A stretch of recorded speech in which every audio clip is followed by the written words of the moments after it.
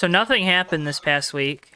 No, Absolutely nothing. I'm so sick of nothing happening in the racing world. I started recording before Davey plugged his mic in. That's funny. That's fine. I'll plug the mic in. It'll be good. This is perfect. This is a cold open. Now, this is as cold as it gets. This is still set up. This is true behind the scenes content. You don't get this is what anywhere people else. love to see. Think you're gonna get this from the Dale Jr. download? Hell no. You don't even get Matthew Dillner. Don't even. Exactly. I'm gonna get a Matthew Dillner soundboard. You do get Matthew Steelman on this one, though. That's true. Better Matthew by 12-time BMX winner. So I got another win this week. Oh, so hell yeah! That's what I'm talking about. So I need you to make sure you message me so I can make some really weird congratulation posts on the JTN Twitter and Facebook. Oh, congratulations to JTN rider Matthew Steelman. So when I was at Napa and I got that little third place plaque, they got they had actual photographers there, so we have pictures of me on track that you could tweet, be like Dub City or whatever with that picture. I did save some of those somewhere. I've got them all saved, so I can send them to you again. Yep, that is. Is there a name for the class you're in? Can we get really specific with the nice win, Matthew Steelman, winner of the we want to make it as cringy as possible is the point. I'm in 26 to 35 intermediate, so yeah, see, we got to say that whole thing. So on Wednesday I raced a 29 novice who was pretty fast, and then a 50 intermediate and a 55 inner, and I was like, okay, this is weird, but both of those guys were top 20 in points in our district, so I was like, I have no idea what I'm going against. How old are they? 50 and 55. They were still fast though, dude. They were quick. God, I hope I'm not riding BMX when I'm 55. And then I found out one of the guys I raced my dad back in the 80s. So. What the hell? Yeah, that's not they're weird. That's my body is gonna hurt so bad at that point. Yeah. So I was talking prior to Joe recording that there's something that I might want to talk about. He's deciding on if he is going to talk about the cold about open. It. I think I'm going to talk a little. I'm not going to give too much away. Okay.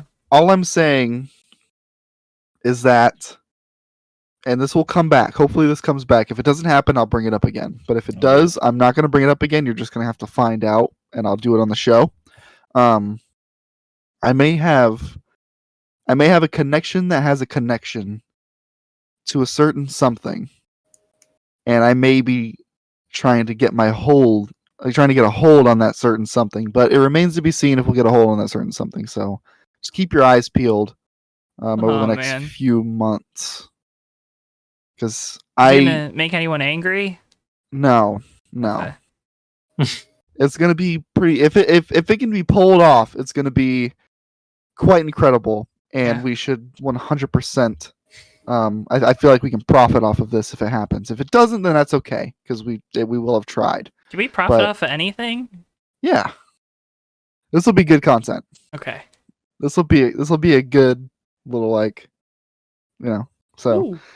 just keep your eyes peeled. There might be something very exciting happening, but don't know yet.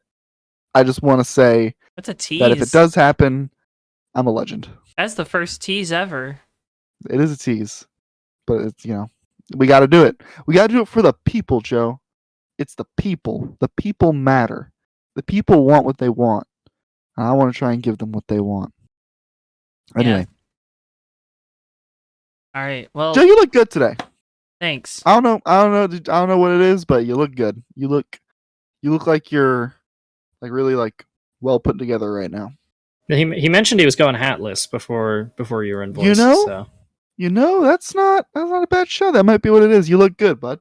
I'm terrified right now, so I feel naked. Matt looks NorCal as hell, but that's not different. Just as shaggy as ever. So when are we doing the live show? On brand. All together. Live show. We got to figure that out. And where? It has to be a good event. It has to be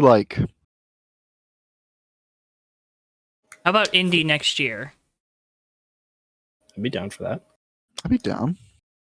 JTN retreat to Indianapolis. Yeah, if there's not a Coke 600 meetup, then I'm down.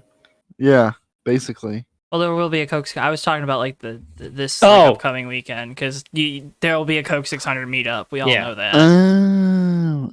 Okay. I will say, if Jimmie Johnson manages to do the Indy 500 again, I'm putting that above any Coke 600 related business. Well, if you do that, I will meet you in Indianapolis. You let me know. That's what I'm saying. I need an That's what I'm excuse to saying. go back to Indy, man. I need an excuse. There were excuses of flying on the racetrack this past weekend. This is the Fake Racers podcast, folks. Oh my god. Ew. I'm Joe. That's Davey. Matthew down below. You've heard our voices. Hopefully you can pick up who we are as we go throughout. If this is your first time listening, it'd be kind of awkward at this point. This is where you're jumping in, but we appreciate you jumping in here. Yeah. It's only 3 people. You'll be fine. Yeah. Pop quiz. Who said there's only 3 people? Tommy Bordeaux. That had to be me. When are we getting more disqualified? I don't know. I was literally gonna ask this, like, do you guys want to record this weekend? And then I found out 2 days ago that there's a Charlotte trip this weekend. So I was like, okay. So true. apparently it's waiting another week. So We couldn't have chose a worse time to like. yeah. Yeah. Everyone's has all this transitional stuff going on in their lives. Matt's like becoming a professional BMX driver. Tommy's becoming a professional move to Charlotte guy, and my life's turning upside down as we speak. But that's okay. Yeah. That's what we do here. It's fun. Everything. Hey, things are going kind of normal. Tommy's getting settled in. Matt's winning. So you know. Damn right. That's what I'm talking about. Yeah. We'll get there. Joe's flourishing. Joe, you're a flourisher. You flourish. Am I? Yep. With your I little hope so. internship that's all nice and big boy internship. Excuse me, big boy internship and such. Yeah. It's been a very positive episode so far. Yeah, of course. Let's get into penalties. It's about to change. We have bad news. There was a lot of bad stuff happening at Pocono, despite some very good crowds. Camping was, I don't know if it completely, I know infield completely sold out. Don't know if everything completely sold out, but very Pocono's a strong camping crowd. scene. Yeah. Crowd. Very strong crowd. I believe suites all sold out.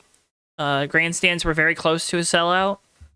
So, again, the theory of going to tracks once is better for unique racing and stuff continues to come through, despite me hating it, because that means they only go to Michigan once. But, you win some, you lose some. Let's start there. Kyle Busch dominates this race, right? Fastest car all day, wins the second stage. Hamlin ends up sneaking up, winning the race. We'll get to the Ross stuff here in a little bit. Both cars get DQ'd post-race. Chase Elliott ends up being the winner. He doesn't want the trophy. He doesn't think he won. When he needs those 5 playoff points, he's going to be glad he won. Yeah. Which Denny Hamlin hinted at it today on Twitter about how he would have rather had Michael McDowell's penalty than losing the win. Right. Which, Yeah. fair. I don't know. Is he? Makes sense. He's good by 100 over 30th in points, right? Like most definitely. Pretty sure. So I can check Probably, real quick. But Joe Gibbs Racing, and I need to pull this up, but they had a little post. They did a little post on their Twitter. He's about 150 points clear, by the way. Okay, so it gets the 100-point penalty. He's probably okay. Yeah. Never say never. But what happens is they put a piece of clear tape over parts of the front fascia, makes the car a little more aerodynamic. This is what Wally Brown, who's the director of competition for Joe Gibbs Racing, said. And I quote, "In our review of the post-race infractions on the 11 and 18 cars at Pocono, it was discovered that a single piece of clear tape was positioned over each of the lower corners of the front fascia, ahead of the left front and right front wheel openings on both those cars. The added pieces were 2 inches wide and 5.5 inches long with a thickness of 0.012 inches and installed under the wrap. This change in our build process was not properly vetted within our organization, and we recognize it is against NASCAR's rules. We apologize to everyone for this mistake." No, you don't. "And we have made changes to our process to ensure that it does not happen again." AKA, we apologize that we got caught, and we've made changes so we don't get caught again. I work for a company that wraps cars. I work for a company that's wrapped race cars. I work for a company that's wrapped a lot of vehicles. over the last 5 years I've been there. Jesus. You use tape. Here's what they probably did, Joe. What they probably did is I know all these teams have printing in-house, which means they have a laminator in-house, which means they have laminate on hand. Clear tape, that was laminate that they put under the wrap. They cut a little piece and they put it there thinking that it would help because whatever, they have data that supports this. And then they wrapped over it because laminate is very thin. It's about as thin as they described. You don't do that by accident. You don't do that for any other reason other than to put something under the wrap for a reason. There's no reason to do that. So, mistakenly, no. But good on them for finding something clever and trying to make it work. And it obviously bit them in the butt. But mistake, no. So that's not part of the process at all. Yeah, there was a rule change bulletin this past week that dealt specifically with this. So that tells me that this has been kind of going on, and maybe these cars were wrapped before, and no one thought to go back and fix it. That's a good point. But it's just, I thought this post was very funny because obviously everyone right away wants to know, well, why did they get disqualified? We should know. Which NASCAR isn't in a position to say that because if, Gibbs has the right to appeal within 24 hours and blah, blah, blah, blah, which is dumb, right? It's pretty dumb. Going to take a win away, going to take a second place run away, a stage win for Kyle Busch. I digress. I would also like to point out, I know I made a joke earlier. I know every single race team cheats. I'm not making fun of a team for cheating. I know every team does it, and it's kind of based. Teams were cheating this past weekend. Yeah, but it's like I said preseason, every team's going to do it. You got to do it, but if you get caught, that's, then you got to face the consequences. The egg is on your face. Yeah, and it's funny. I mean, obviously, they're going to do some PR speak to make it seem like they're not cheating. This isn't even the first time a team's done this. Jimmie Johnson failed pre-race tech before the race where he won his 7th championship because they were layering wrap in certain parts of the cars to, I think it was on the A pillars and B pillars to deflect air around the windows more. No, wasn't it the C? It was the rear window and the C post. It might have been that, yeah. It was somewhere in that area, but they were layering basically extra vinyl wraps to change the shape of the car. So this isn't even the first time it's happened. Damn cheating Chad Knaus. Yep. So yeah, so obviously when taking away stage points, there's no further penalty to Joe Gibbs Racing, no points penalty, no monetary fine. Shout out NASCAR for taking a stand this weekend with their rule book. Chase now has 4 wins because of it. He's going to have over 35 playoff points, most likely, going into the playoffs. He by a wide margin, right? Now he has 4. The next guy is Byron and Hamlin with 2 wins. And Ross has 2 wins too, and Ross, I believe, will get 10 playoff points for being second in points. I'm pretty he's up there because I believe so. Yeah, I don't think Blaney's gonna catch him because Penske bad right now. Yeah, didn't have a very good race this weekend either. Yeah, I completely forgot to put that in our notes. I mean, that was a big hit off a lot of drivers struggling off of turn 3, but in both races, there were people saying it was the Cup cars, but saw it a couple times in the Xfinity race too. So Ross is 6 points clear of Blaney for second in points, by the way. Yeah, and those two are having like a stupid off right now. Yeah, it would have been a much bigger gap, but we'll get to that. So Chase kind of above and beyond everyone else. There's some other penalties. I don't know. I forget what was a 35 point and like $35,000 fine for both Petty teams. Crew chiefs got thrown out. They were messing with some of the screening on the rockers to kind of help let air out from underneath the car. So all that does is, releases a lot of that pressure and stuff. And okay, Mr. Engineer. So that sucks because Eric Jones ended up being really quick. And maybe if that cheat would have made him a little bit better, maybe could have held on to that top 10 finish without DQs. Would have been nice. Shout out to everyone racing him like an asshole. Okay. I said it bad. I don't care. We're not bleeping it. I'm about to say, wow. Yeah. It made me mad, man. Ryan Blaney's roughing him up. I've had enough of Ryan Blaney roughing Eric Jones up, man. I've had enough of it. 2020 Talladega just walls him for the win. The Clash earlier this year. I'm done with it. House divided. Ryan Blaney is very lucky that he drives for Penske, and I like him. But man, gets under my skin. Gosh. But the like, big. Go ahead. I was gonna say it was like when Bubba and Alex Bowman were having their run-ins in 2019, and I was like, "Can you guys stop? I like you both. Please stop. I don't want to have to take sides." Yeah. So. But Michael McDowell, big penalty came out today. They kind of did the same thing that it sounds like they did the same thing that Keselowski's team did at Atlanta earlier this year, putting Bondo on parts of the car, which is a big no-no. You're not supposed to add any material to these common spec parts. Blake Harris has been a godsend to that team. I think he's a big reason why that team's been good. He's suspended for the next 4 races. Guess what? There's only 5 left. Yeah. There's a lot of people saying Michael McDowell can win a race here. I'm probably one of those people. He's had enough speed. There's road courses, there's super speedways, but his crew chief will be back for Daytona, which, I mean, he's a defending winner there. So, yeah. I was gonna say though, like I was mentioning literally post race, like how good of a season Michael McDowell is having, and had like genuine top 10 speed, and was P8 before the disqualifications, and then this penalty dropped like a hammer on them. So the big thing is this takes him out of contention points wise. If you get over 16 winners, they're in that same position, and they were probably already kind of there, depending on who wins. Right, if Blaney and Truex are the 2 that win, it's not going to matter. These other guys are going to need to get 2 wins, but which it sounds like that's kind of the common theme with your Eric Jones, your Bubba Wallace. But Wallace has been saying it for weeks now that they need to win twice. Like 1 win will be good, but they need to win twice. Before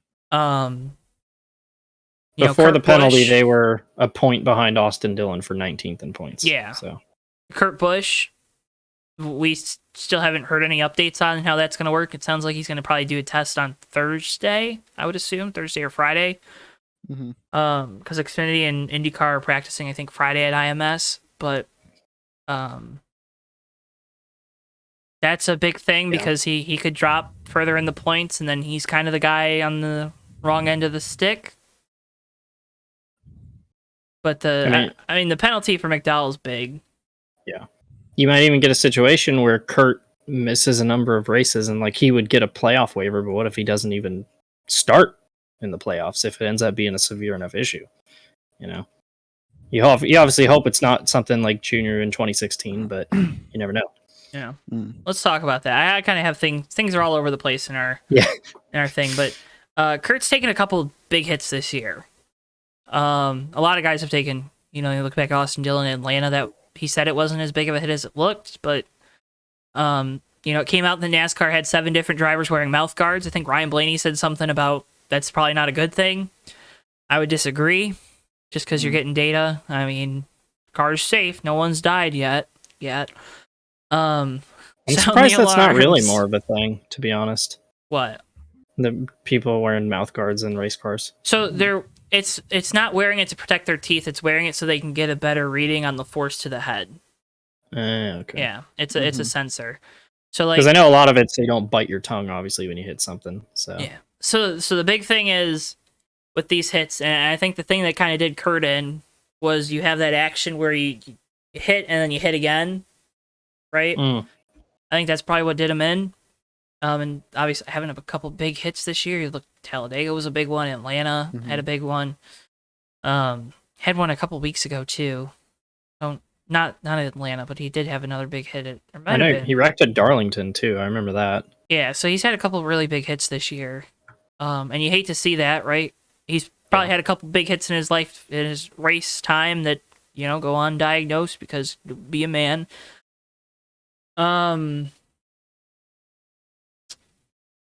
What was wrong? Does anyone know what's wrong with this car? I know, listening to the Door Bumper Clear podcast, they've talked a little bit about how the way the car is constructed, it's not necessarily that like the car is too rigid because it all bolts together. Like, it's not as simple as that. It's like the car is very well protected in certain areas where if you have a big hit this way, it won't hurt as bad as a medium hit a different way. Just the way the car is like built. Like Yeah. a heavy head-on hit might not hurt you that bad, but going, passenger side first up into the wall, or especially, it seems like specifically the hits that are hurting drivers the most are hits to the rear. Yeah. Because it's the car is designed to take like mostly frontal hits. It seems like it's kind of like what was the general consensus there, and like what the industry seems to be talking about, which would be supported by the fact that Kyle Busch backed into the wall this past weekend. Obviously, some of the other hits weren't. I don't know if they were. I forget if they were like that or not, but it seems to be like it's really dependent on what part of the car you hit with, and how hard that part of the car. Like it's all like it's not like linear all the way around the car basically. Yeah. The thing that weirded me out was like there's the picture of Kurt's car in the garage, and they were like they're going to a backup car, and I was sitting there looking at it like it doesn't even look that like it barely even looks like it crumpled at all. Yeah, well, that's that. I mean, that's part of the rigid issue when you're trying to reuse these components. Is you want to try to make it so you can reuse them. You got to make them a little tougher. I think part of that, Davey, is right when we transfer forces along materials. Mm-hmm. They're going along whatever the material. They're going along that material. So if with moving the driver closer to the center of the car, the way the car is constructed, if it hits, say, like the right front corner, there's a lot of force all coming from that one direction. Mm-hmm. Right? So I think that's the way the car is constructed. It's a good point where you have all these different angles about how the force, how the energy can get to the driver. Mm-hmm. Whereas, if it's a front hit, dead on, front, center, you're going to have force kind of going around the driver a little bit more. That's a good it's not point. it's not coming in towards the center where if it's like off here to the right or the left, whatever, it's kind of got a little more of a direct path. I don't know what these things look like. I haven't really, I didn't play around with I think they have a model that you can play with on the NASCAR website, but that would be my guess. It's just right because we can't energy cannot be created nor destroyed. It can be stored. It can be all these things, but that it has to go somewhere, and the soft walls can only do so much depending on how the hit is and how much. Right? Yeah.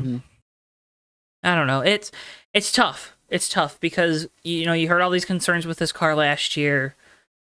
It has a pretty good debut with the Clash and the 500 even, but you did hear some rumblings about drivers saying hits were hard. Like Logano, I remember Logano in the dual race said that was one of his hardest hits, and the wreck didn't look. It's not like the wreck looked like it was fine, but it didn't look like it was anything out of the ordinary. And everyone was like, "Oh, he's safe. Oh, the car's okay." And then meanwhile, we have some absolutely vicious hits that have been like, "No, fun." Yeah. Austin Dillon the other week, like looked like that was absolutely incredible. He's been on one, unbelievable. Still, everyone's like, "Austin, are you okay?" Austin's like, "Yeah, I'm fine." Like, what? Yeah, I remember Bubba at Atlanta though, just like getting out of the car and just like keeling over, and then I think he did the same thing at Talladega too, and those were both like identical hits. So yeah, it's weird because like you're saying, there's been a lot of them where you're like, man, he walked away from that, and then there's ones where it's like a fairly routine hit, and guys are in pain. So it's concerning.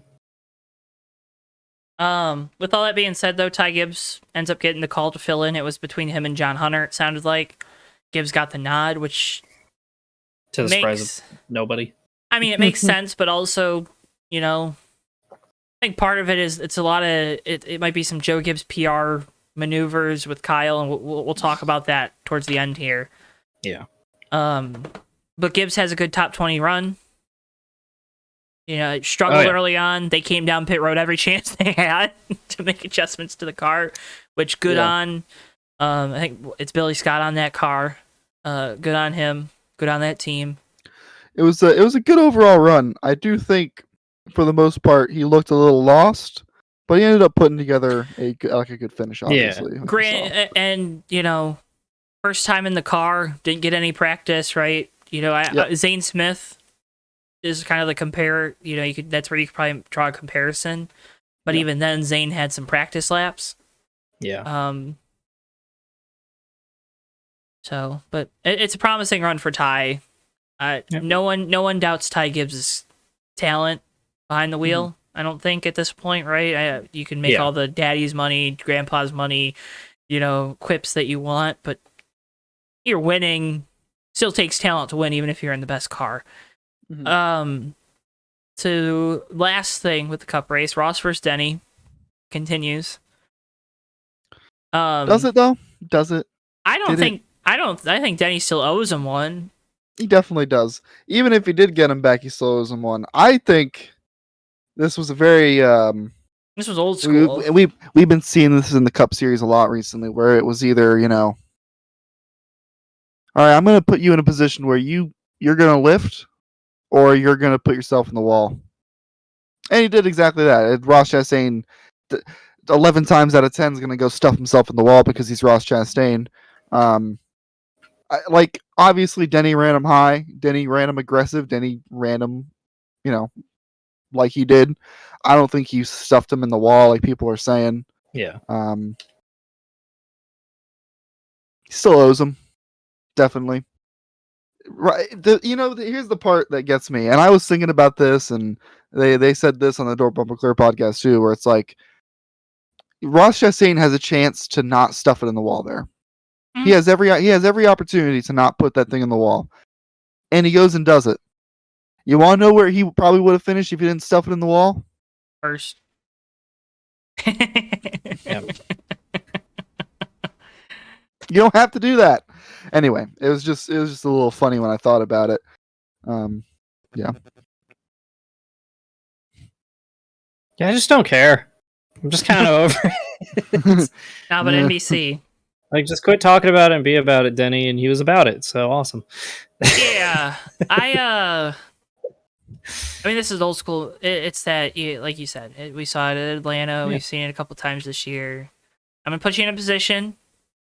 You can wreck yourself, or you can wreck yourself. You can let off, right? Mhm. But you're not passing. You're not making the pass here. He didn't. I don't think. Did he make contact with him even? Like, I don't know if they even made contact. I don't remember. If it was like a very rub. slight. It Yeah. didn't really duel him. At most, it was very slight contact. So, I mean, I think Denny still owes him one. Denny will be able to get away with one. Ross is so weird with this stuff. He's like, oh man, yeah, I had that coming to me. I understand. And God bless his heart, man. Bless his little heart, because I don't think he cares. Continuing the trend of this, this has got to be like the weirdest Cup Series season. I don't think Ross just weird. cares. I just saw him taking that one on the bravo. chin. He was just like, yeah, you know what? Probably had that coming. Whatever. So. It sucks that you wrecked the car, right? But hey, I got a lot of confidence my team's gonna give me another fast one. So Also, I'm rewatching it right now, and there is not a ton of contact, but there's a little tire smoke from when Denny comes up into him. So it's kind of a deal of like Denny was coming up, and Ross chose to stay in there. That contact, is because he, you could have avoided that contact to begin with, and it ends up with him in the wall. So no, I was gonna say no These harm, things no happen. foul, but there was definitely harm. yeah. And part of me is like, man, that sucks that you took out a bunch of people who didn't have anything to do with it, but it was Kevin Harvick, and I direct you all back to the 2015 Talladega race, so eat it, Harvick. So that's all I have to say about that. Karma is a B word. Hey, shout out Karma for giving us a great Xfinity race again. Noah Gragson and Ty Gibbs decide not to be silly, guys. It was weird. That was weird. We're all on the edge of our seat waiting for them to wreck each other. It was great. Very out of character. Yeah. I don't know if it's out of character. I saw a lot of people saying that. These guys more often than not don't do the stupid stuff they do. It's just you remember the stupid stuff because it's memorable. Yeah. At least not this year. I think they've both been a little bit better this year. Ty, as of late, has gotten a lot better. Noah, I think all year has been better. Still Yeah. doing stupid stuff. Road Minus, America minus, notwithstanding. Yeah. minus one, minus minus one little instance. little Yeah. instance. One Little- little instance. tiny Just instance. a tiny little one. But good clean racing. I think a lot of people are going to gain respect for both of them. Yeah. Don't know if Good it's the same situation though. If they're either one's racing someone else in the same situation, right? Or even if you switch the positions, because Ty Gibbs dumped Noah Gragson like a month ago. So Fair enough. does it end up that way if Noah's the one on the attack? Does Noah That's give a crap? Yeah, that's fair. Yeah. That's fair. That's a good point. Shout out Noah throwing up again after winning. Good lord. dude. Having His- dribble on his chin while he's getting That's- interviewed. That's got to be like his signature celebration at this point. No, his signature. I'm sorry, man. That was the not dumbest like- thing ever. Taping an American flag on your windshield. God bless it. Just come up with something original. Yeah. Do something. Brad's got the American flag. Carl's got the backflip. Denny Hamlin's got the pit road speeding Daniel Hemrick penalty. has the backflip. He Daniel has Hemrick's one. He backflip has- was a lot he has- better. Backflip. Yeah, but Carl it was- Edwards had a lot more backflips. Hey, did Carl Edwards do the backflip off the top of the car? I don't think so. No, but he did a lot more backflips. Is what I'm saying.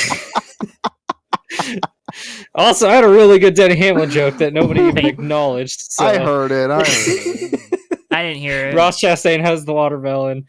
I said Daniel Denny Hamlin Suarez- has the. I said Denny Hamlin has the pit road speeding penalty. And Tony Noah and Elio Gragson's had- got the puke and the safer barrier. So I can't believe, why did Noah Gregson decide to adopt 4 different victory celebrations? Just do one and be a dude and have it.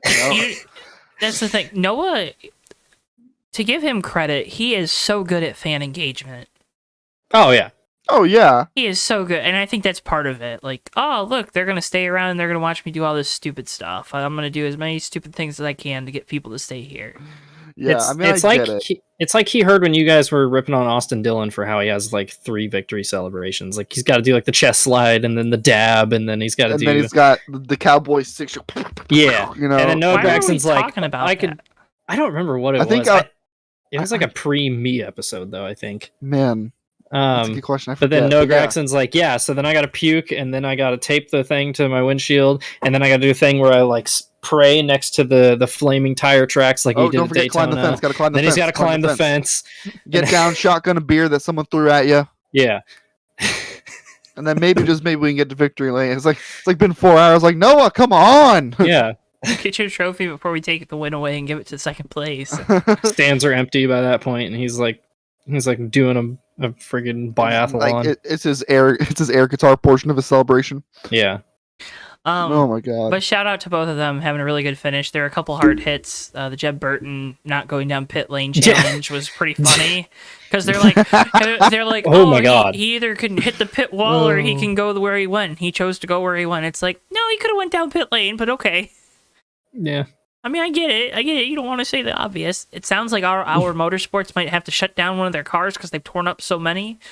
So there was that rumor that was posted earlier this week where it was a 3-car Xfinity team might shut down one of their teams to kind of grow closer with a cup team. I think they even said it was a Chevy team, and I was well, the only 2 are Colleague and Hour.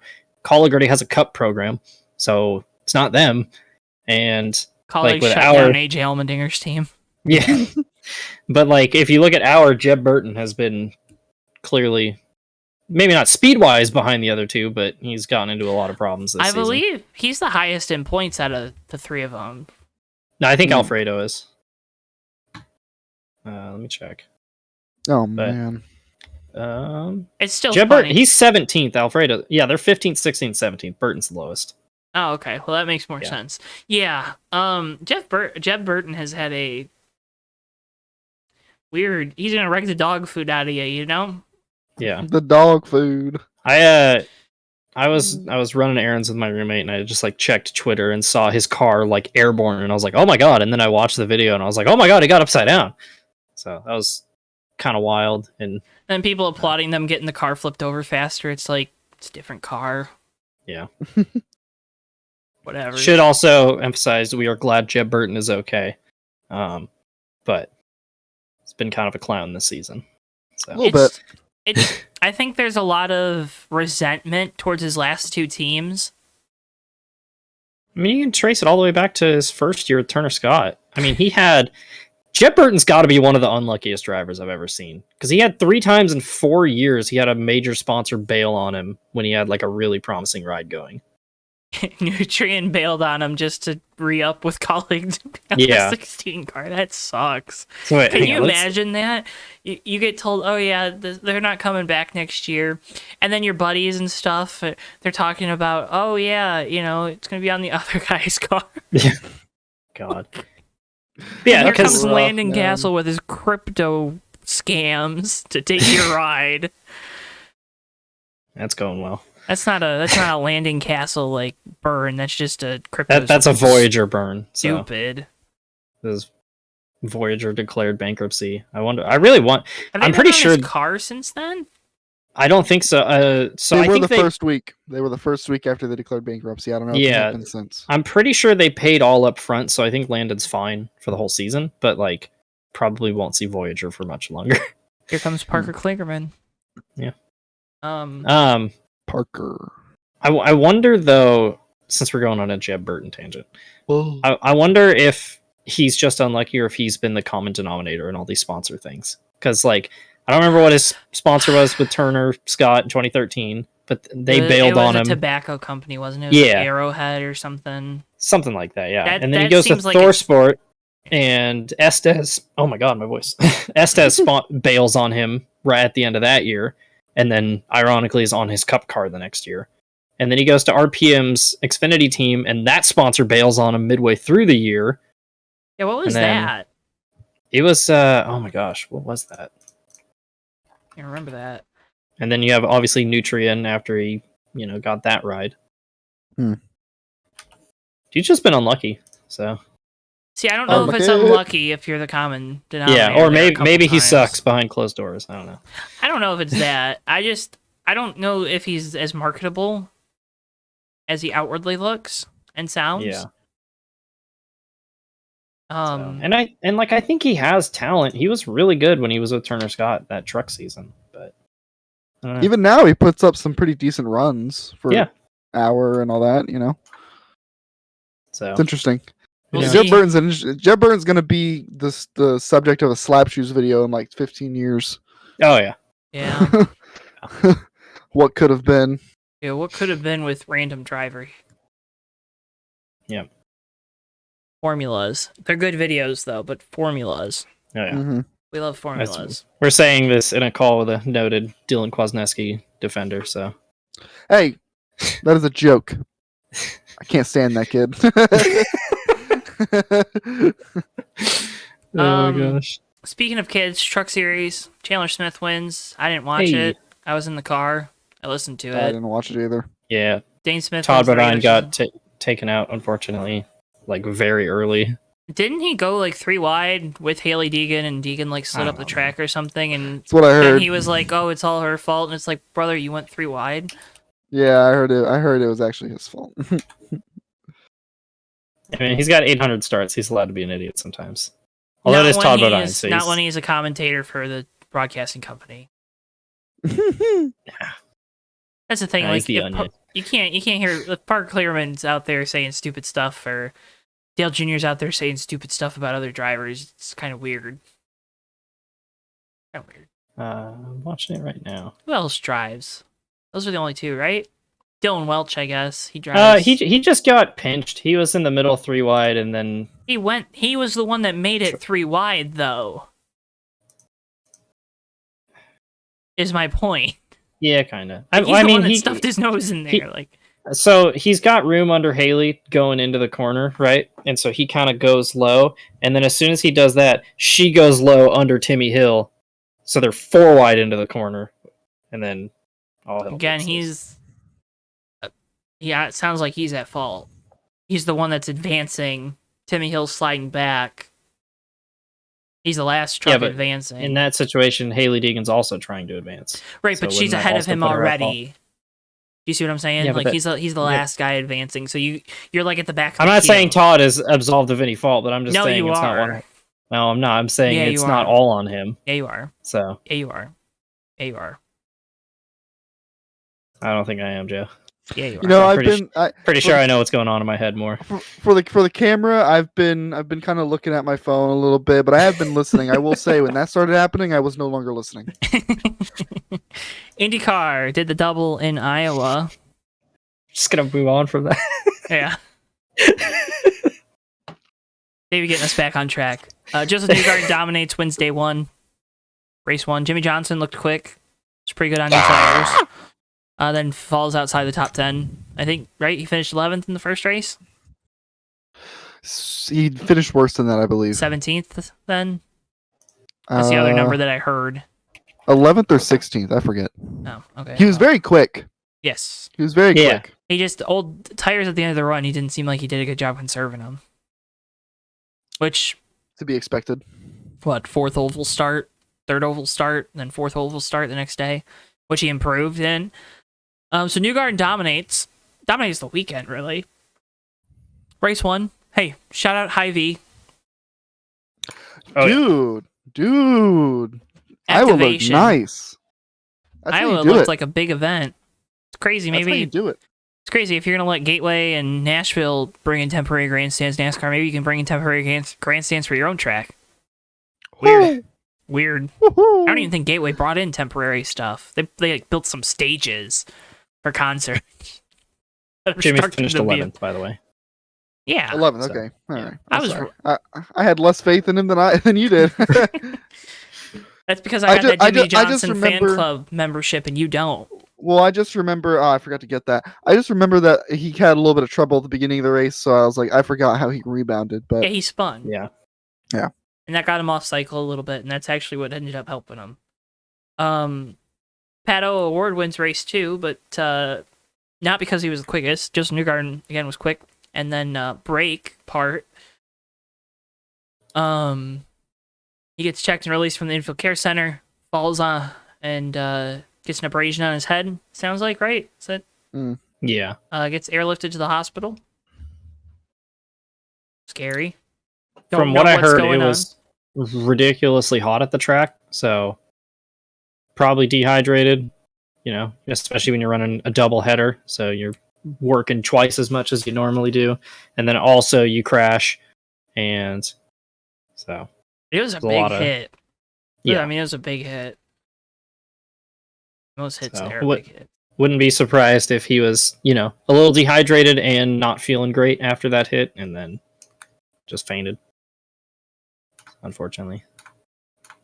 Santino Ferrucci will be on standby. Weirdest pick ever, Yeah. especially with NASCAR there. Like, Roger Penske, you know what to do, buddy. You call up Kyle Larson, you put him in that car because it would be fun. listen, you have a perfect opportunity. Call The AJ. guy wants to be in IndyCar. Just call him up. Yeah. What is the worst that could happen? You Rick run. Hendrick You already says run Rick- Chevys. Rick Hendrick ain't going to say no. I saw a really good tweet that asked if Roger Penske was going to make Santino Ferrucci cut his hair if he has to get in the car. So, The hair clippers are on standby with that boy. yeah. Jimmy gets a top 5. Oh man, what a good run! Anything else? The Jimmie Johnson guy might be pretty good at ovals. It was So. just really nice to see Jimmie Johnson impress again.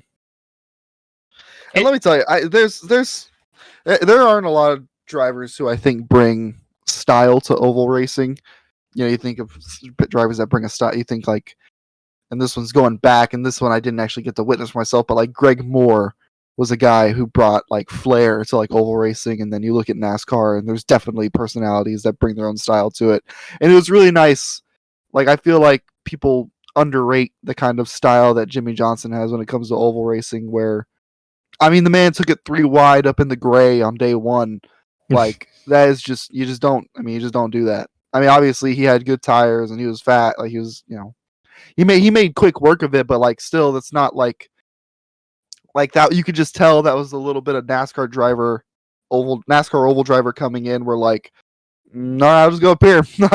like a lot of IndyCar drivers don't intuitively think like that. It was really interesting to see where Joe, are you judging me right now? Is that why you look dead inside? No, I'm like off and somewhere else. I'm listening, but I'm like off somewhere else. Sorry. That's fun. It was really interesting seeing the styles contrast and where it helped and hurt Jimmy out there the other day. I'm a Jimmie Johnson fan, so we're going to talk about it. So deal with it. But yeah, it was just cool. I thought it was intriguing. Intriguing. Hmm. I think this bodes well for him next year too. You know, getting the crack at the ovals. It sounds like. Mm. I mean, I hope he gets to run another full year if that's what he wants to do. I don't think he wants to. Really, I don't get that feeling. I think he's getting ready to do all right, I'm going to run the big endurance races. I'm going to run some ovals. I'll run the 500, if I can make it in, and I'm okay. Maybe run a couple street circuits here and there for fun. Imagine this mother trucker turns up to Chicago. Oh, man, that'd be awesome. Project 91, baby. I was going to say, I want to see him get in that Trackhouse car. That'd be cool. Do you understand a lot of things I'm a fan of would be coming together in that moment? It would just be insane. I think the biggest thing though is I don't think he'll ever race for someone in NASCAR that isn't Hendrick. I don't see him doing that. I guess. Well, I could see him racing for Dale. I was going to say, there's a rumor that a Junior Motorsports Cup car might be a thing. But that's Hendrick affiliated. You know what I mean? Like, I feel like that's I get it. Enough. I get it. Yeah, I know you get it. But... No, not unless I get it.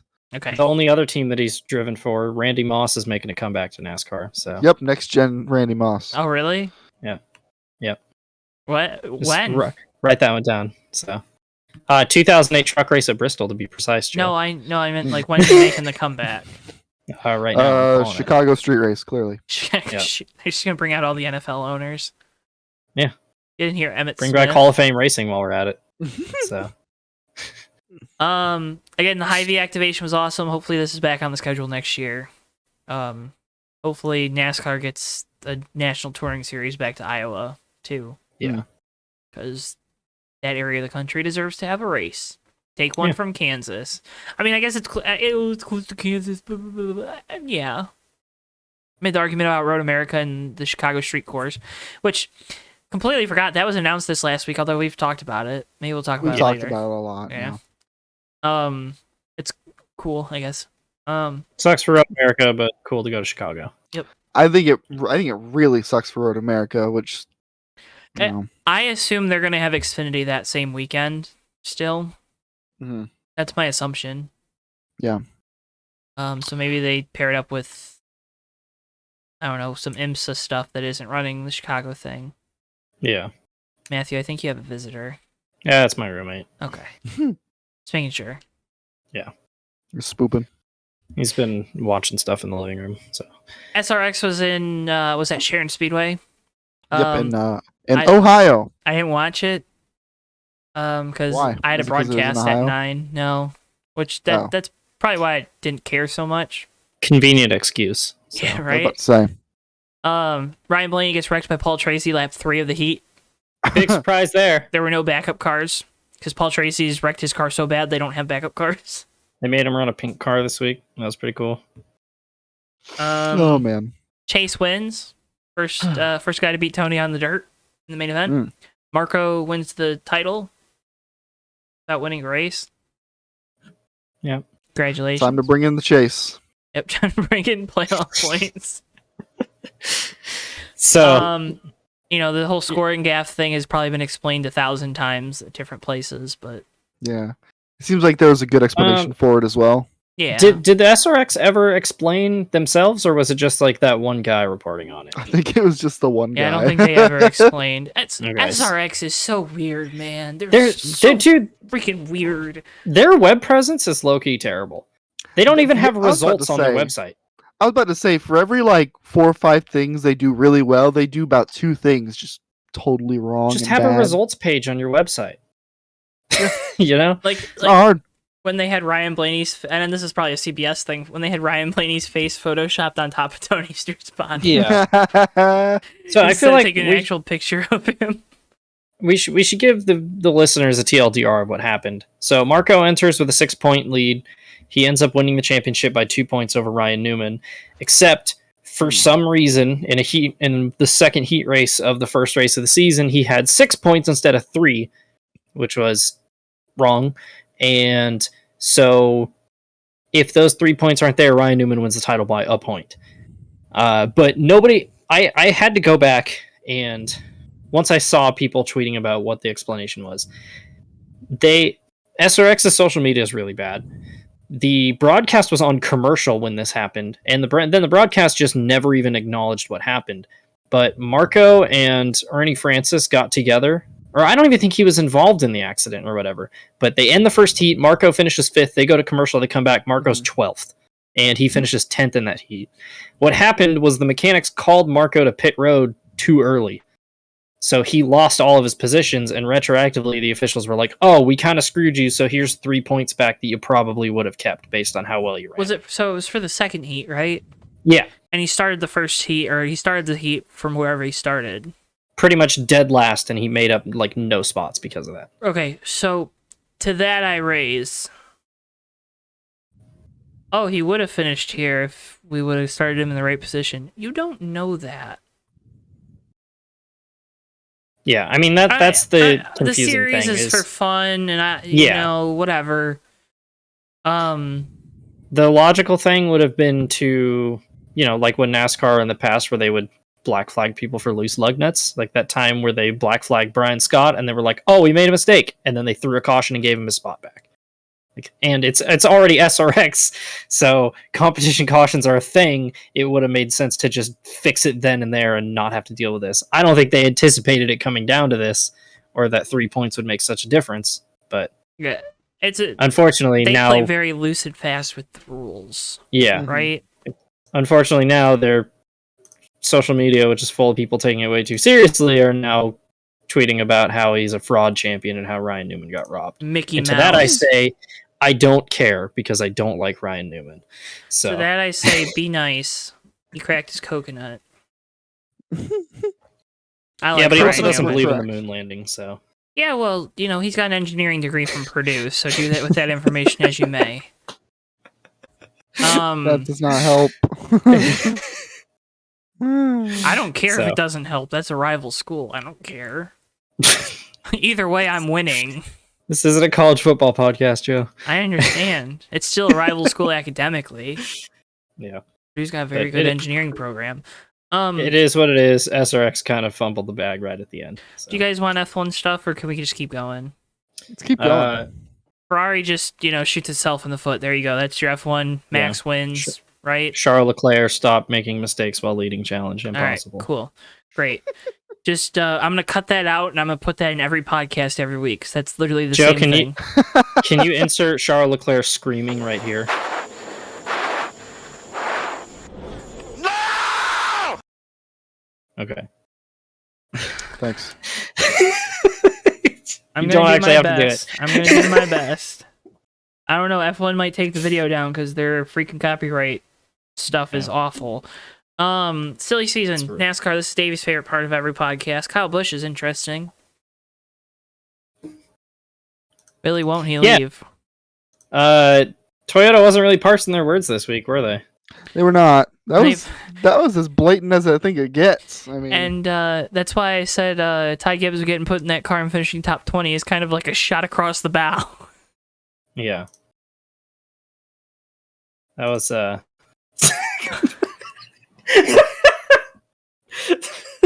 we'll have to explain that in a second. Yeah, that's rumor that Gene Haas was there to talk with Kyle. Yeah. Haas is probably the only team that can offer Kyle a contract anywhere near what he has right now. The only team that can afford him, baby. Yep. Yeah. Uh-huh. Hendrick very much isn't going to do that, because they're not going to give Bowman the boot, because he's their discount driver. It's okay. It's okay. Still good. Mm-hmm. What? I didn't even see anything. You looked sad with your hack t-shirt on. I always look sad, okay? Well, stop it. That's just my face. Penske, I don't think Roger Penske would have the money, but what's he going to do? Kick Austin Cindric to the curb? Like, no. Not to mention, though, Hendrick has tried the Kyle Busch experiment before. True. Mm-hmm. But if you have the ability to hire Kyle Busch, 9 times out of 10 you should hire Kyle Busch, right? Yeah. Like, Which perfect segue into the Haas thing, because the rumor is not Almirola being replaced, but Custer. Cole Custer. My man. So I'm gonna start calling this the Eric Jones effect, because it's where you have a young race car driver who is still gaining a lot of experience, still makes dumb mistakes, although Custer is definitely not as far along. Mm-hmm. But you refuse to make changes within his crew. Yeah. You refuse to change anything around him, and you tell him to figure it out. That is the most frustrating thing. Mm-hmm. And in As a his fan of defense, any driver. in Cole Custer's defense, he has run well lately. They just haven't finished. Yeah, because well. a fire was just lit under his ass. Yeah. Hey, Mhm. Kyle Busch is coming to take your ride. He's been pretty good for the last month, but unfortunately, And they're not getting the results. it's always tough for those drivers who are a little younger, not necessarily in like an experience or a driving way, but like to know that that's what you need to ask for. Exactly. A lot of young drivers suffer because they don't know that they can ask for changes.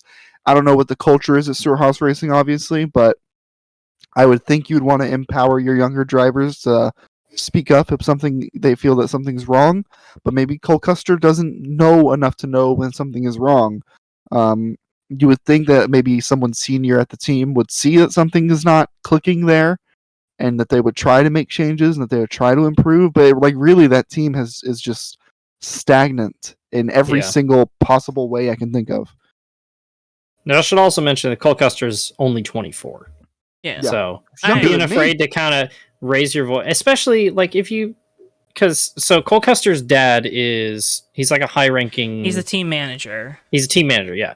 So you could almost kind of, in a way, see why he would be hesitant to speak up if this is the situation where he's the 24-year-old kid whose daddy is paying for his ride, and then all of a sudden he's ruffling people's feathers by saying, "Oh, we need to change things up," you know. Mm-hmm. So, And to be quite frank, Cole Custer is not an idiot. He knows he's not performing well. Yeah. So like that just makes it even harder to speak up. yeah, and like Now, you make a good point. that Xfinity race he won earlier this season showed he's like, yeah, he can still drive. He ran really well in the Xfinity race at Road America. So like the talent's there. It's just clearly something's not working. And it wasn't the Gen 6 because he's still struggling just as bad in the next gen. And Stewart-Haas So. as a whole has not been great, right? Yeah. I mean, you can even take it down to the 98 in the Xfinity series, although I don't know if that's talent there. I want to be a race car driver. Say race car driver things. It's still the most annoying driver appearance ever. Yeah. Riley's probably a great guy. He seems Speaking like a on great Riley guy. Herbst, generic young driver number 1622. Yeah. He seemed like a great when- guy. I'm sure he's when got a great asked what his- personality, but When asked what his favorite track was, Riley Herbst replied, "The next one. I Yeah. want to gouge my eyeballs out." For reference, though, since we're talking about Stewart-Haas struggling, we should mention Harvick, Almirola, and Briscoe are 10th, 13th, and 16th in points. Custer is 25th. consistency. 26th. That's where they're 26th before McDowell's penalty, by the way. Yeah. So, And don't forget, Brad's got a penalty in there, too. yeah. So, just ahead of Harrison Burton and behind guys like Justin Haley and Ricky Stenhouse. So, like, that's... Why are you trashing the best super speedway driver ever, Justin Haley, like that? Okay, but I don't know why they're doing that. They be counting my man out. Don't count him out. Dave, I'm just saying, there's other tracks than super speedways. So, yeah. Are there? saying that believe as you. a Dale Earnhart Jr. fan. Yeah, but the whole Kyle Busch thing is just so weird. They had Oracle, it sounds like, big tech-com company, right? Color me shocked that Oracle doesn't want to pay anything to spawn. So, Oracle's owner is one of the stingiest, greediest people in the world. I should point out. So that's a big thing, right? Yeah. Kyle's wants to be paid what he's been paid. He also has his truck team to think about, which I think puts him in a really weird situation. It puts Toyota in a really weird situation that they're not acknowledging, and I don't know if it's because they're gonna like put all their eggs back in the ThorSport basket, but I don't know how well that's gonna work. Not. What trucks are open over there? Matt Crafton's in the 88 for the rest of his life. Yeah, as long as Menards is paying, Crafton will be there. So You're gonna boot Christian Eckes again? yeah, Like this is an Yikes. opportunity for Ford to just take some of Toyota's pipeline and just take it. oh yeah, they could straight up snag John Hunter and Chandler Smith. From I don't think Toyota. they're snagging John Hunter. John Hunter did the Ford thing. I don't think he's going back to Ford. Oh, true. John I didn't Hunter's think probably about that actually either. John Hunter's probably in a Gibbs Xfinity car next year. So No, I think he's in the 26 next year full time. If true. KBM. He's in a Toyota Xfinity car next year.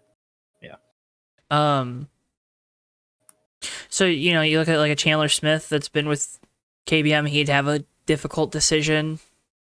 There really isn't a move up the ladder, right? It seems like Sammy Smith is the guy that's going to get the 18. Is going to get that other Gibbs Xfinity car. 'Cause I don't think Chandler's made any starts this year in Xfinity. I don't think so. Let's He's check. made any Xfinity starts. Oh no, he might have had some in the 26. I can't remember. Might have had some in the 26. And I don't think he had any in the 18. He has started 2 races for Sam Hunt this year. Yeah. So, Yeah, that's a wrinkle I wasn't even thinking about is KBM because like that is the JGR and Toyota's main ladder into NASCAR. because like, I'm sorry, ARCA ain't cutting it anymore. Doesn't seem like. Yeah. Congrats, Corey Heim. You've won 1,000 ARCA races. Venturini's not coming to cut trucks anytime soon either. No. So Mm-mm. No, why would they? Yeah. Why should they? You don't make any money in the truck series either. I mean, Yeah. owners are stingy because they don't make any money. Yeah, and again, Floor Sport is just weird. Ben Rhodes is there. You gonna kick him? You gonna kick Matt Crafton? You gonna kick Christian Eckes again? Who's the other? Just keep Time- kicking Christian Eckes. oh, Ty Majeski. Bye bye, Ty Majeski. I mean, go back to your engineering role, I guess. Go back to iRacing, I guess. I mean, that's the options. Yeah. Those are the cards. That's the streets. Kyle Busch, Who knows? it's gonna be. I'm- it's really fun because he should not be a free agent right now. I don't know how Gibbs hasn't found a sponsor for him. Like he's easily. I mean, Put him actually, in the 3 car. I don't know if I would say he's one of the most marketable drivers, but like Oh, he he is. gets eyeballs on the screen. Like he's Yeah. so. Your logo will be on TV at some point or another during each and Yeah. every race. He might do something stupid, but M&M's doesn't have a problem with it. So Yeah, if Mars didn't have a problem with it, why should you? I mean, what is their brand is like candy, yeah, dog food. Like, come on. it is really funny that the one car in Cup sponsored by Candy and has like bright colors all over it is also driven by the most controversial driver in NASCAR. I've always thought that like tonal clash has been really funny. So Worse know, than Casey but- Kane being sponsored by Budweiser. Yeah. Other silly season things, other things that are interesting. Brandon Brown's not in his car this week. He's going to be in the 47. Austin Dillon filling in. whack. Charters. Junior Motorsports wants a charter. Spire might be where charters are getting sold. I think Spire also- would benefit from being one car. Mm. Bye 77. That's just a There's pacey. also rumors that they might add more charters, which that's been going around for a little bit. So Woo! C-Moto's going to be really happy about that one. Live Fast charter might also be one because they, somebody is saying because this is it's the your, if your second year. bottom, Yeah. yeah. So cash out now because you're probably not moving up the grid next year. So Or I lease heard. Yeah. Obviously, I don't want to name drop Door Bumper Clear too much, but they also said that there are a couple other guys who we didn't name that they didn't name that are looking at buying a charter too. Nothing like concrete where they're going to go and get a charter, but like people who are looking, which is just raising demand. Just Like, raising demand, baby. What you would think colleague would be a team. Yep, and I know colleague that's would one buy they- one for sure. I mean Penske could go out and buy one. Yeah, That's a good point. I don't yeah. see them doing that. RFK could go out and buy one. That would be dumb at this point, but they could. What are the odds Trackhouse. that Gibbs is looking at selling a charter?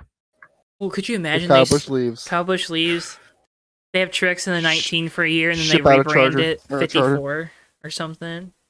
I feel like that. I feel like it's a possibility that Joe Gibbs ships out a charter at some point. Yeah, if Truex hadn't signed on for another year, I would definitely be on board with that. I think that could still happen, but yeah, you got like it's got to be in the situation where they're like, all right, but you're done after next year, Truex. You know, because like Ty Gibbs is coming up fast. The Christopher Bell experience looks like it's starting to go well, much to Joe's chagrin.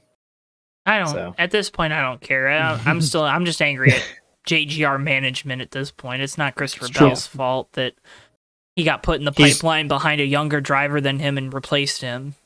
Yeah, he's just the vessel for your outrage.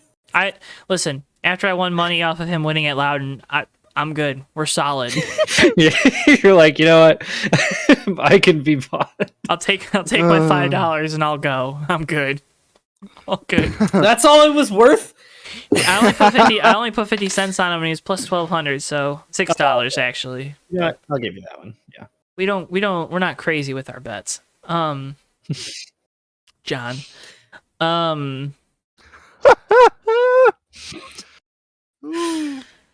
Yeah. It's silly season's gonna keep getting silly. Yeah, but Trackhouse would be a team that you go get a charter. 2311.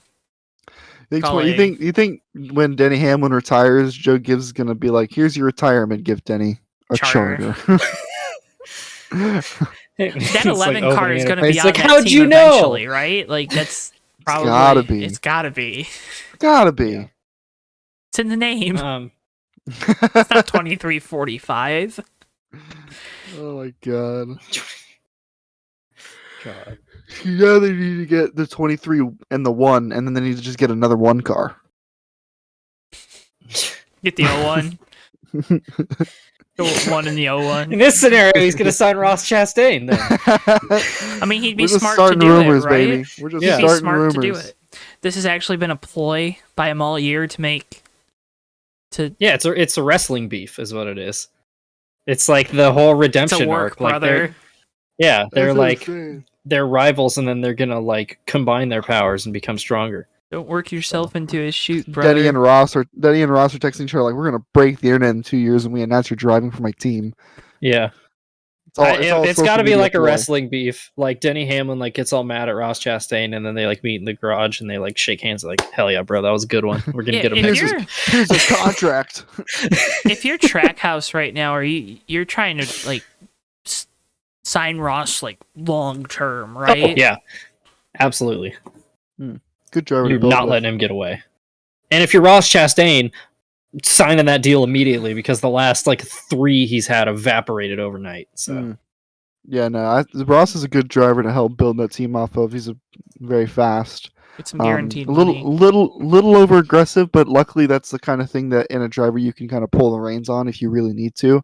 Whereas you can't really push a non-aggressive driver to be more aggressive. Makes more mistakes than not. Sad. I know exactly who Joe was thinking of there too. Who am I thinking of? Ryan Blaney. Him, yeah. There's some other ones that come to mind. Yep. Me just liking these non-aggressive drivers because I like Keselowski, man. You gotta balance it out. Everything has to be balanced. You know who is an aggressive driver? It's Danny Kvyat. He's making his NASCAR debut this week. Former F1 driver for Team Hesburg, fielding 2 cars after not having a car in a race. It's Coda. Right? No, they made the Daytona 500. Hey, you gotta. I said since Coda. Oh, I thought. Okay, yeah. You gotta get started somewhere, man. It's pretty cool. Did he? Wait. Did Loris run Road America? Because that's actually coming to mind. I'm gonna look that up while you talk, Davey. Oh, I don't have anything to say. I don't think people care if he ran Road America or not. No. What were you gonna say? You were gonna say something before I rudely interrupted you. No, it's okay. You're rude all the time. I think it's cool. That's all I was gonna say. I like when drivers from Formula One come to NASCAR specifically because It's such like a world jump. It's like Dude. going to an entire different planet. In one NASCAR season, we're getting Danny Kvyat, Jacques Villeneuve, and Kimi Räikkönen all making Cup starts. That's insane. And Cole Custer. Yeah, and Cole Custer. Next, God. Ty Gibbs. Think about this. No This way. is the weirdest Josh year. Williams too. Parker Just Haley's and Kligerman. Cup. Parker Kligerman. He Listen, got a cup start. such didn't great go open wheel well. talents as Parker Kligerman, Daniel Kvyat, Kimi Räikkönen. Jacques Villeneuve, Kimi Räikkönen. You know, the Yeah. open wheel greats. Parker Kligerman. Joey Hand. Joey Hand, sports guy. Joey Hand actually is a pretty, like, people don't give a He's crap really good. about him outside of America, but as far as American sports car racing goes, he's like the god. So Oh, yeah. that's like I still think that's pretty damn cool. My man saying, "Oh, my aggressive style suits the racing," while he's making every single driver on track angry. It's the best thing ever, too. By the way, like, It's the ultimate Chad move. yeah, Just show up, wreak havoc, don't care, leave. that's what happens. I How mean- old is Joey Hand? He's like in his 40s. He does not give a shit. He Yeah, doesn't care. that's why he's that, He's because 43. still called Joey at 40. Listen, give the man some credit. He's a bad, I'm not fast saying- driver. I'm just saying, you know, you probably shouldn't. Sometimes you shouldn't say the quiet parts out loud. Yeah, I think you should. I think you should. Listen, Joey Hand was held back by the mess that was American sports car racing in the mid to late 2000s. It's all still a right, mess. Yeah. you're not wrong, but it's better than it was then, and that's Dentists. insane. Dentists, and so. And you know, yeah, like he ran DTM and he was pretty good. Like that, man. Let the man have his moment. Like This- I'm okay with it. This show is Say the quiet part devolved. out loud. That's No, No, it just- has. makes for good- for Honestly, good this is content. way more interesting than talking about Joe. Mark the time. Yeah, Oh, you can sh- make silly season crap. interesting. I really So- gotta. I Man, think I think the charter parts are interesting. Other than Yeah. that, it's just like, well, does he go there? Well, I don't know. It depends on the money. I and mean, the Kyle Busch is sponsors, interesting. And, Kyle Busch is pretty. Yeah, and I was engaging in Kyle Busch. I'm proud of you. And then we started talking about like, oh well, where is this truck series driver who probably won't have a career gonna go? I was like, I don't care. We never said that. What? Oh, I don't know. We're talking about I don't know. Like, we need more hot takes about Ty Majeski. That's all I'm saying. Oh, Well, that's what it I'm was the saying. Thor Sport stuff with KBM. But that's like Yeah. that's like owner's points stuff. Come on, Yeah. man. That's interesting. Oh, owner's points. Come on, God, come Where on. is Matt DiBenedetto going to be next season? Rackley wore it for 2 more years. Yeah, I know, because he signed a deal, but who cares? That's Hey, crazy. somebody's got to finish 12th every week. My man went from Penske equipment to Rackley War. He went from, will Matt DiBenedetto win a cup race this week, to, oh, and also he was in trucks. Poor guy. And when I say poor guy, it's like, man, you reap what you sow, baby. Yeah. Indie weekend preview. It's big weekend in God, about time. IRP, trucks, playoff opener. Who gets it? Haley Um, Deegan. It's a good. There's a. Hail Mary. Hey, she finished top 10 at Gateway last season, so similar track. I'm pretty sure she has laps here, right? Did she run the SRX race here? I think so. I think so. I'm gonna go with. I gotta look at the entry list. I'm gonna go. Parker Kligerman. He's not in it. What? Christian Yeah. Eckes. I know I He's just gonna ripped win on one him. eventually. I know I just ripped on him. Give me Matt DiBenedetto. I'm feeling stupid. IndyCar is on the IMS road course noon Saturday. Second race on this track, which is crazy. By the way, Santino Ferrucci. you don't get credit if Newgarden starts. Oh no, I'm not gonna get credit. I'm not gonna get credit. I'm getting credit all season. What do you mean? I'm not gonna get credit. You're What gonna lose a credit? whopping 0 Credit for points. what? I'm actually leading the IndyCar standings 1-0-0 because I picked Joseph Newgarden to win the first race last week. So You are an Yeah, and I idiot. picked him to win the second one. You guys are idiots. I hate you. who you got, Matt? I'm gonna go with Grosjean. I'm gonna take Interesting. Willpower because this is his track. Stop picking willpower. I'm picking willpower. Xfinity is then on the road course. Like, Parker Kligerman. okay, there it is.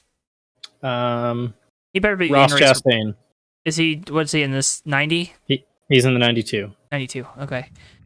Thought about taking Brad Perez, but I was like, nah. Big shout out to that though. That's pretty cool. Give me Bubba Wallace because that'd be fun. Oh, I forgot he's running the 18. If he wins a road course race, I think the world would burn down. Oh yeah. My man struggles, and he admits he's open about him struggling. Which I'm is proud funny of him. because like he was really good at Mid Ohio when it was pouring down rain, and then outside of that, he's been really bad on road courses. Some people like the rain, man. Yeah. And then Cup is on Sunday. Hopefully, we don't see another cluster. I'm excited to watch it on TV this year because it was very confusing while I was there. I can imagine. Because they Yeah, just with the kept whole- wrecking. Curb thing, yeah. Yeah. And then the track started falling apart. I forgot how insane that race was. That dude, I was thinking about that earlier. I was like, man, that was such a good race up until literally like the last 5 laps. I mean, I And then still think that the last 5 laps were pretty like they were good from a different perspective. Yeah, it was very definitely, entertaining, but like bad. up until that, you're like, man, this has been a fun race, and then it just all went to hell. It was true chaos. By the way, AJ Allmendinger goes for 2 for 2. I'm gonna take Danny Kvyat. I'm going to take Chase Briscoe. Redemption in his hands. The wheel is steady. It's still imperfect, and he has Okay. done it. Well, He actually makes probably would. sense. Briscoe's probably the pick for Saturday, honestly. Mm. But that's I didn't even know he was that running wouldn't be Saturday. fun. So Yeah, Chase why I didn't do Briscoe has a real shot at winning that IndyCar race. So, Yeah, he's subbing for Joseph Newgarden. Did you hear? yeah, Santino didn't want to cut his hair. Yeah. God, we Anyways, are stupid this thanks week. for watching, folks. We This is a appreciate good you. episode. I don't care. As Oh, yeah. always, you can follow at Fake Racers on Twitter, so that way you can see when Davey makes his posts of it. Eventually, occasionally, sometimes, maybe not. Occasionally, I've only missed it one time. All right, well, when Davey makes his post, I at have Fake depression. Racers, I think we all do. You're not special.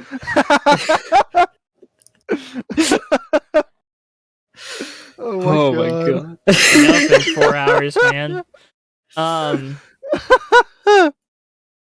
Can't thank you guys enough as always for listening, watching. Again, at Johto Network on Twitter, Facebook, TikTok. I'm gonna try to post more clips of the show on our TikTok. Some good material this week.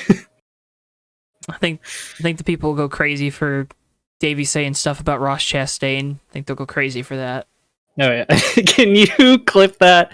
Where it's like his entire hot take about Ross Chastain, and then it just ends with me being like, I don't care. I'm just over it. If I find it, I will. All right. No promises. No promises. I get kind of lazy when it comes to editing, Yeah. if you didn't notice. Don't we all? You guys got anything you want to plug? Nah. I've lost track of how many weeks running it is with Davey not playing anything. 4. Twitter, mstealing51. There you go. Again, folks, You- Fake Racers, Johto Network.